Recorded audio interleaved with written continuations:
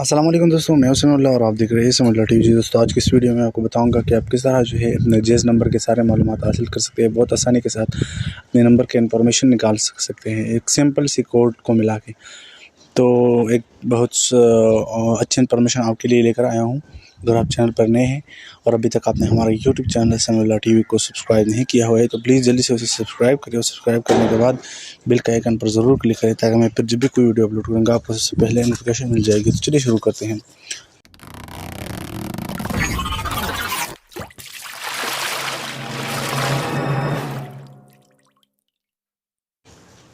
सबसे पहले जो है मैं आपको बता रहा हूँ, ये बहुत ही सिंपल कोड है। आपने इसे मिलाना है और अपने नंबर की इंफॉर्मेशन हासिल करनी है। वो है *444*6*1#।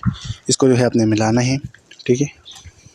जब भी आप मिलाएंगे ये आप देख सकते हैं, ये ऊपर मेरा नंबर, उसके बाद ये जो है सिनाइसी नंबर और इसके बाद नीचे जो है नाम शो हो रहा है। तो बहुत ही आसानी के साथ ये आप हासिल कर सकते हैं।